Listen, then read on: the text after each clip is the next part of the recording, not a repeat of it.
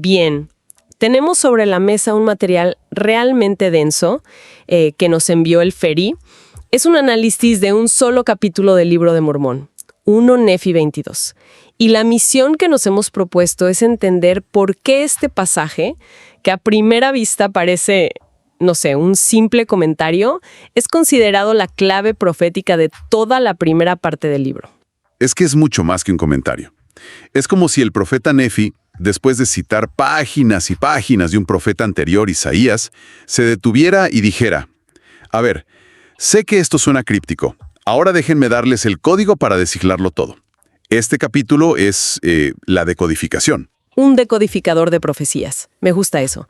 Porque Nefi no solo interpreta el pasado, sino que toma esas palabras antiguas y las proyecta hacia lo que el texto llama los últimos días.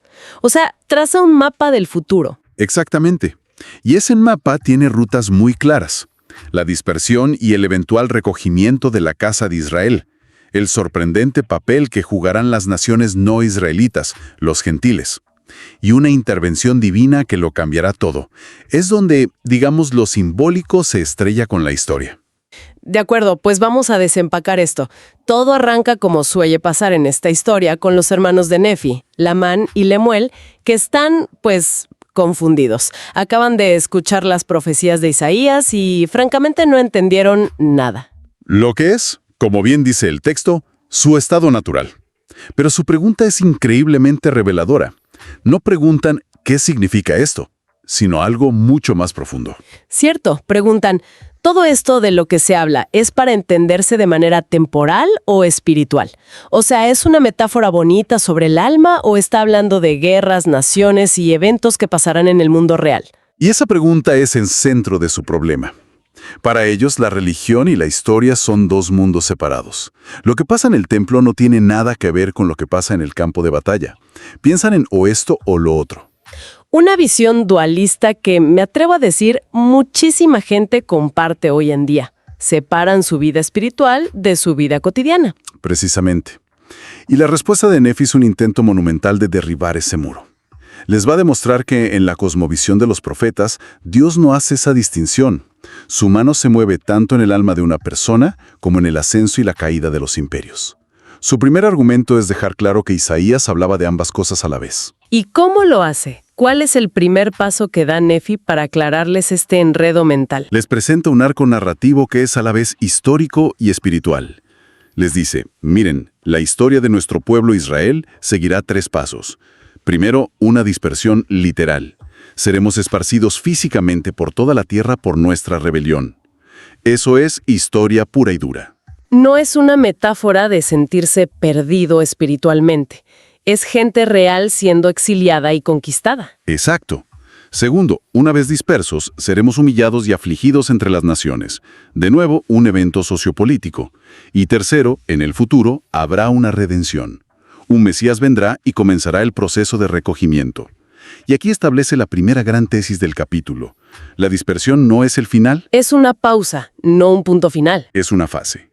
Una consecuencia dolorosa de sus acciones. Sí, pero el pacto original que Dios hizo con Abraham sigue vigente, esperando ser cumplido. Lo que Nefi está diciendo es que la fidelidad de Dios es más grande y duradera que la infidelidad de su pueblo. El plan no se cancela, solo se ajusta. Y aquí es donde la cosa se pone extraña, al menos desde una perspectiva antigua, porque Nefi no se queda en el pasado o en su propio pueblo. Conecta todo esto directamente con los últimos días y mete en la ecuación a un jugador inesperado, los gentiles. Las naciones no israelitas, y no los mete como los villanos de la historia, que sería lo esperable. Les da un rol protagónico y a primera vista contradictorio. Totalmente. Dice que estos gentiles, que históricamente fueron los que dispersaron y oprimieron a Israel, recibirán primero la plenitud del Evangelio, y que luego, armados con ese conocimiento, serán ellos los que ayuden a reunir a los descendientes de Israel. Es un giro de guión espectacular, ¿no? Y aquí el análisis que nos mandó el Feri es muy agudo. Señala que el rol de los gentiles es instrumental. Me encanta esa palabra porque es muy precisa. ¿Qué significa? Que son una herramienta, un medio para un fin. Pero eso suena casi como que son simples peones, ¿no? ¿El texto les da alguna agencia o motivación propia o son solo piezas en un tablero más grande? Esa es la pregunta clave, y el texto sí les da una motivación. No son peones inconscientes. Su motor es haber recibido ese evangelio. Según la lógica de Nefi, ese conocimiento es un regalo tan transformador que, por convicción y gratitud, asumen voluntariamente la tarea de ayudar a restaurar a Israel. No es una obligación forzada, sino una consecuencia de su propia conversión. O sea, no están suplantando a Israel en el pacto. Para nada. El análisis lo deja clarísimo. No son los nuevos dueños del pacto, ni los sustitutos. Son el vehículo, no el destino. El pacto con la casa de Israel es eterno, y otras naciones son invitadas a participar en su cumplimiento, pero no a reemplazarlo. Es una distinción teológica fundamental en todo el libro. Ok, esto ya es bastante grande, pero la cosa no se detiene en lo religioso. Nefi empieza a hablar de una sacudida geopolítica a escala mundial. Sí, aquí la profecía se vuelve muy física. Describe un escenario donde las naciones opresoras y los reinos construidos sobre la injusticia simplemente se desmoronan. No es una reforma, es un colapso. Y el material de origen insiste en que no se tome esto como un símbolo. Cito, es una profecía de alteración histórica real. Habla de naciones que se levantan unas contra otras, de reinos que se dividen. Suena a caos. Suena a un dominó que derriba imperios. Y aquí Nefi conecta dos ideas que parecen separadas. La restauración de Israel está directamente ligada al colapso de sus enemigos. Es casi una ley de la física profética. Para que una cosa suba, la otra debe bajar. Pero, ¿se presenta como una venganza divina? ¿Como un «ahora me toca a mí»? ¿O hay una lógica más profunda? ¿Es castigo o es, digamos, una consecuencia natural? El análisis se inclina por lo segundo. No se describe tanto como un acto de ira de un Dios vengativo, sino como una ley de causa y efecto. Las estructuras de poder, políticas o incluso religiosas, que el texto describe como basadas en el orgullo, la opresión y la búsqueda de riquezas, son inherentemente inestables. Son como edificios sin cimientos. Entonces Dios no necesita tanto derribarlas, como simplemente retirar su sostenimiento y dejar que colapsen por su propio peso. Exactamente. La idea central es que esta obra final es dirigida por una fuerza divina, no por el poderío militar o político humano. Y cualquier estructura que se oponga a ese plan, que esté construida sobre la corrupción, está destinada a caer. Es una declaración muy fuerte sobre la fragilidad del poder humano frente al propósito divino. Y en el epicentro de todo este caos, de esta reorganización mundial, Nefi coloca a una figura divina que interviene personalmente, y el lenguaje que usa es muy potente. Habla de fuego, de purificación y de juicio. No es una intervención sutil. Y es aquí donde Nefi deja caer una bomba teológica para su época. Identifica a esta figura con uno de los títulos más sagrados del Antiguo Testamento. El Santo de Israel. Exacto. Y hay que entender el peso de esto. En los textos de Isaías, que ellos acababan de leer, el Santo de Israel se refiere inequívocamente a Yahvé, a Dios Padre, el Dios de Abraham, Isaac y Jacob. Entonces, al tomar ese título y aplicárselo directamente a esta figura del Mesías que va a venir, Nefi está haciendo una declaración de divinidad que sería absolutamente radical. Es una fusión de identidades. Está diciendo que el Dios que los sacó de Egipto y les dio la ley en el Sinaí es la misma persona que vendrá como redentor y juez. Elimina cualquier ambigüedad.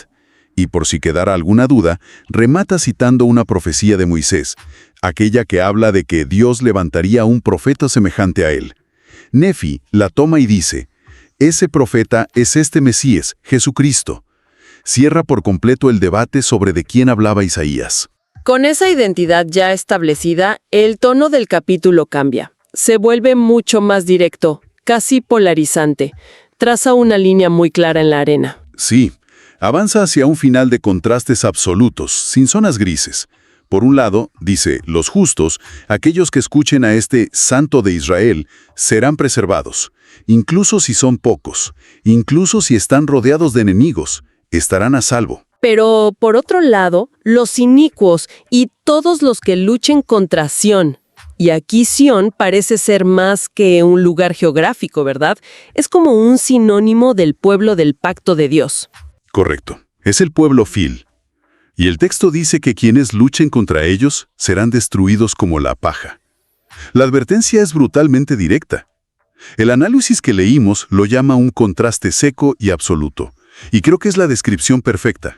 Y no solo habla de individuos, menciona explícitamente a las falsas iglesias, que describe como organizaciones construidas para obtener lucro y poder, y dice que caerán junto con los gobiernos corruptos. No distingue entre poder secular o religioso. El juicio se basa en la intención y la rectitud subyacentes.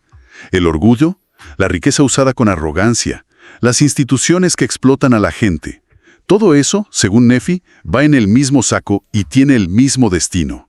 La línea divisoria final es la lealtad a ese Santo de Israel. Y después de todo ese fuego y juicio, la tormenta pasa. El capítulo no termina en destrucción, sino en una visión final de restauración. Es el clímax de todo el argumento.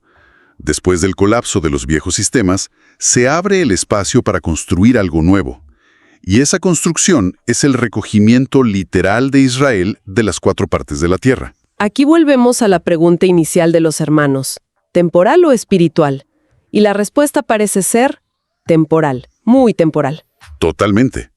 Nefi insiste en que las promesas hechas a los patriarcas se cumplirán al pie de la letra. Y no habla de promesas vagas, sino de las 3 patas del pacto abrámico. Primero, una tierra prometida. Segundo, una posteridad o descendencia innumerable. Y tercero, la promesa de que a través de esa descendencia todas las familias de la tierra serían bendecidas. Nefi recalca que las 3 se cumplirán de forma física y tangible. Así que es el cierre perfecto para el arco que empezó a trazar. Pacto original, luego dispersión por desobediencia, un periodo de juicio y colapso de los opresores, y finalmente la restauración y cumplimiento del pacto. Exacto. El final de la visión es que este Mesías, el Santo de Israel, reinará personalmente en la tierra y su pueblo vivirá en paz y seguridad. Es la culminación teológica de todo lo que Nefi ha escrito hasta ahora.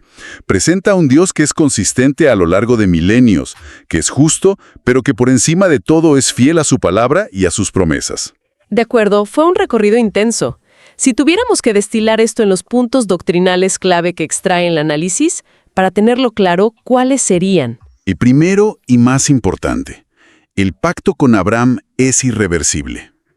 La dispersión de Israel, que podría parecer una anulación del pacto, es en realidad, y de forma paradójica, el mecanismo que prepara el escenario para su cumplimiento final y a escala mundial. El segundo sería el rol de los gentiles. No son los herederos que reemplazan a los originales, sino agentes instrumentales. Son un medio para la restauración, no el fin en sí mismo. Una distinción teológica crucial. Tercero, la identidad de la figura central. Nefi se esfuerza al máximo para dejar claro que el Dios del Antiguo Testamento y el Mesías Redentor son la misma persona, Jesucristo. Convierte las profecías de Isaías en un mensaje inequívocamente cristológico. Cuarto, la destrucción de los sistemas inicuos. No es solo un espectáculo apocalíptico para asustar a la gente, sino que se presenta como una demolición necesaria. Hay que limpiar el terreno antes de poder construir el nuevo edificio.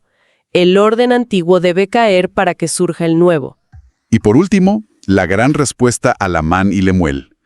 El fin de los tiempos no es una batalla espiritual o una reorganización temporal. Es ambas cosas, entrelazadas de forma inseparable. El juicio divino se manifiesta a través de la historia tangible. No es una metáfora. Es, según Nefi, un cambio real y físico en el orden del mundo.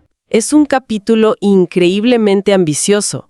Nefi no solo está explicándole un texto antiguo a sus hermanos, está dibujando un mapa del futuro de la humanidad donde la historia tiene una dirección y un propósito, el cumplimiento de antiguos pactos divinos. Totalmente.